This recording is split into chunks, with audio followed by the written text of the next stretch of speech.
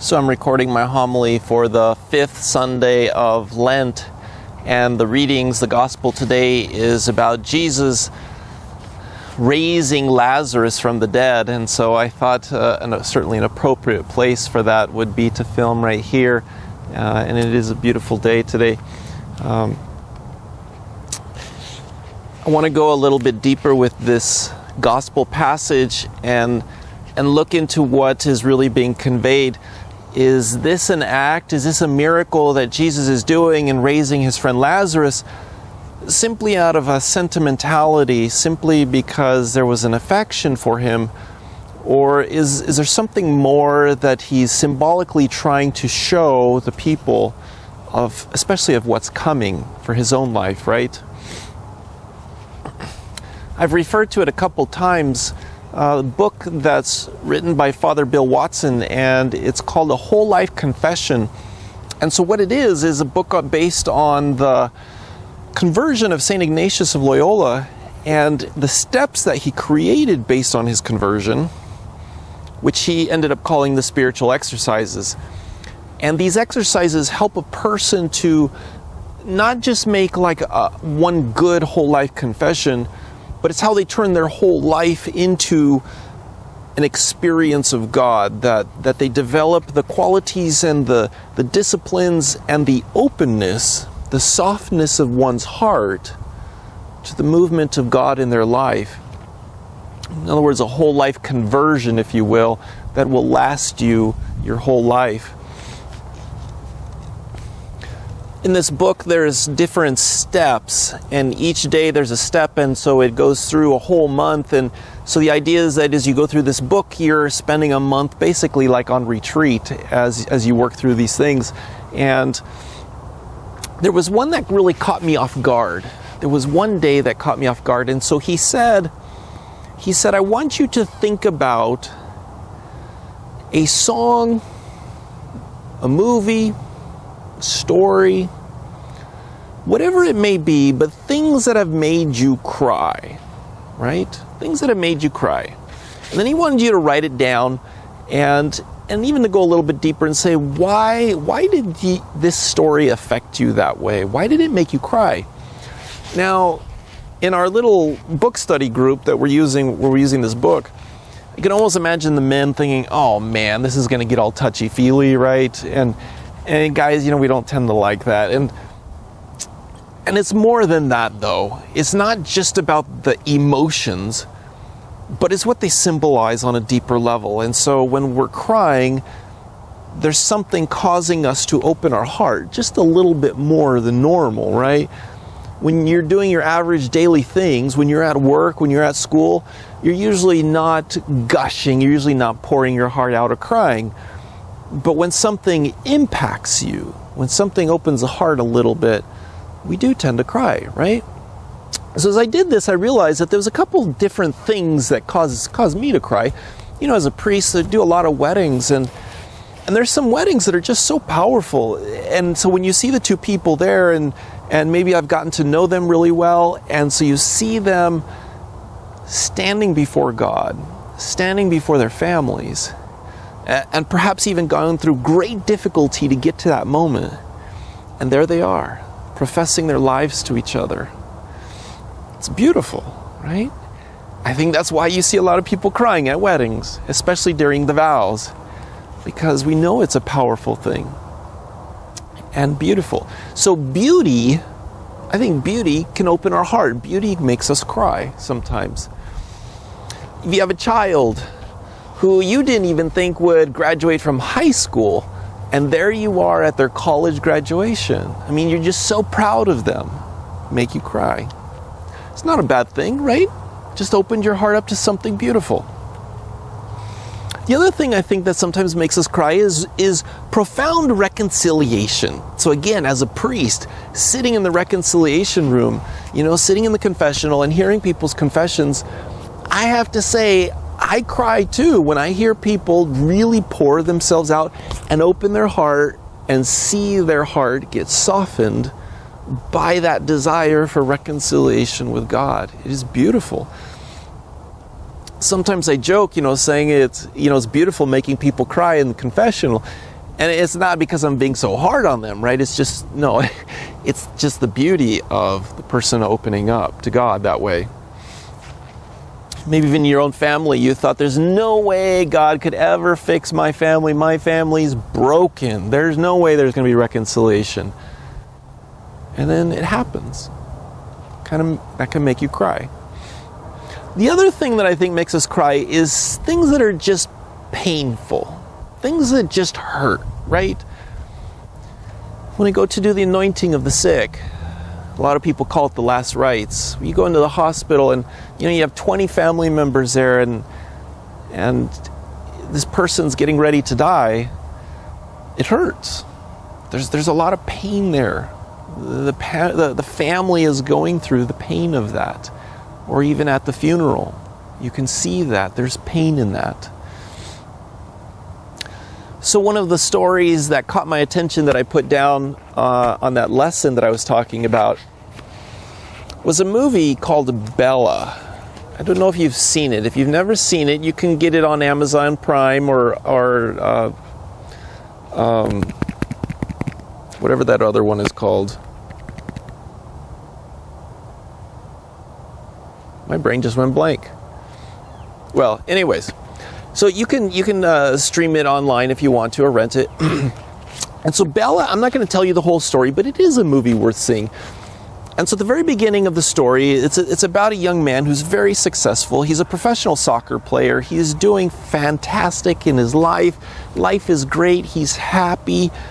No problems, no cares in the world, right? Everything's just smooth. So he's driving down this New York street, and he has his agent sitting in the car with him, and they're just kind of joshing, they're just kind of joking around, but he's not really paying attention to where he's going. And as he's driving down the street, he's going through this one neighborhood, and there's a young mom in the backyard playing with her daughter, and her daughter's probably 4 or 5 years old, very young. Well, she turns her back, and her daughter runs down the side of the house out into the front yard, and she runs right out into the street, and this young man who's driving this car does not see her at all and just runs right over her, and it kills her instantly. And the powerful scene is when this mother comes running out, and just the incredible anguish that she feels seeing her daughter, who she was just playing with 30 seconds before, lying there in the middle of the street dead. Then you see her get down on the street and basically sit down in the middle of the street and hold her dead daughter. It's absolutely gut-wrenching. The story is about the young man who was driving and how that event completely changed his life.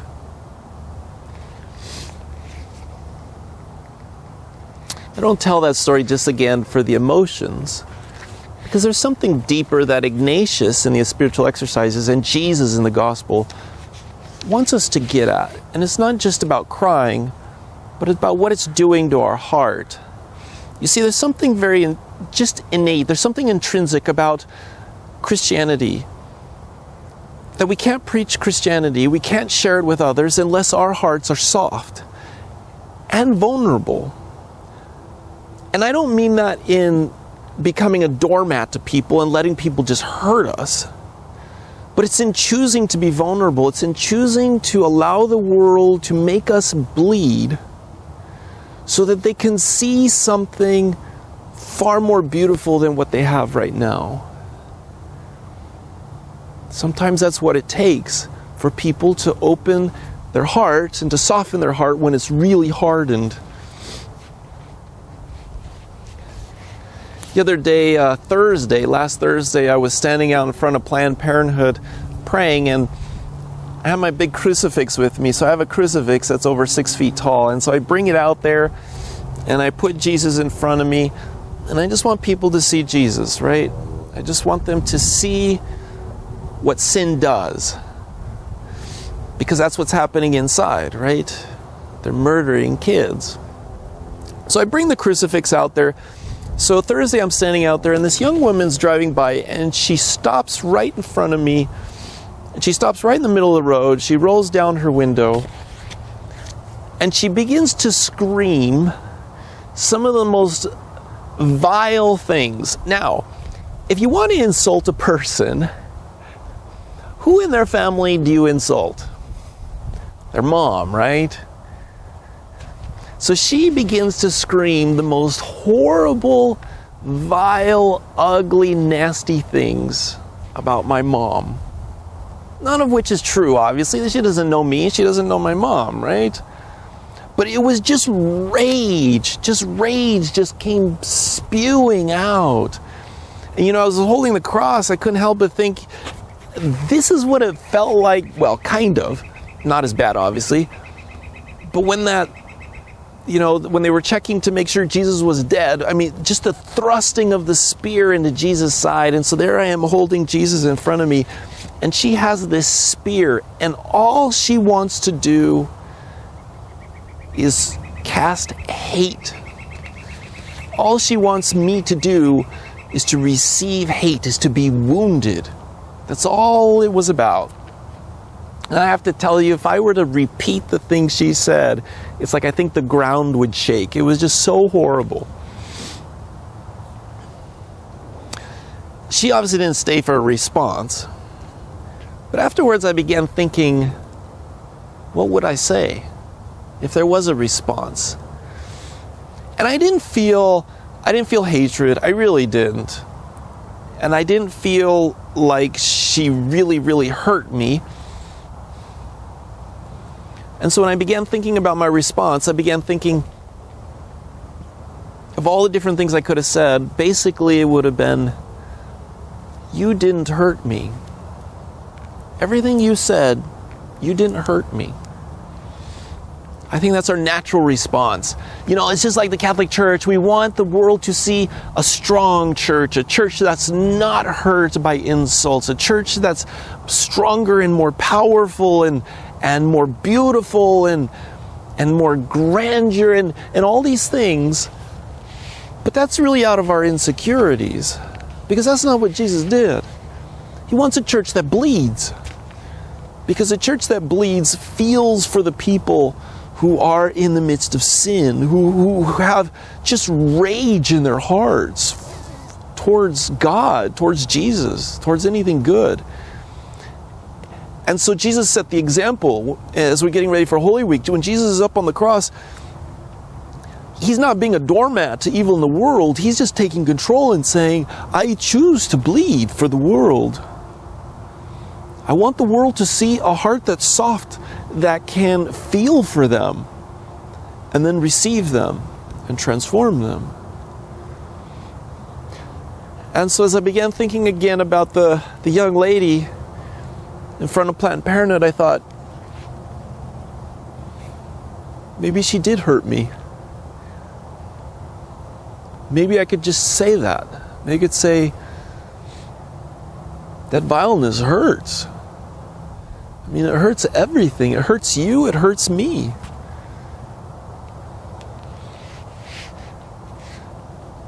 And so then to be a good Christian, to be a good Catholic, is to be able to bleed, is to be able to feel for others.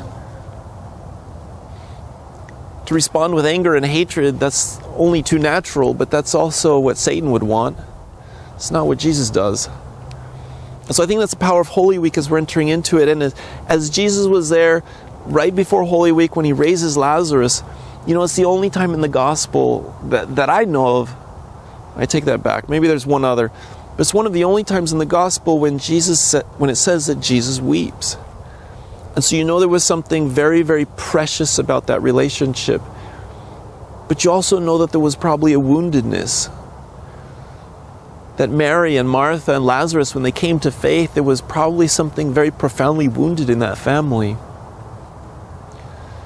And so they desperately want to have Jesus in their midst. And so you can see his own woundedness, you can see his vulnerability in the midst of that. And then which he would fulfill the following week in his own life. All right, getting ready for Palm Sunday, getting ready for the Triduum. Stay close to God. God bless.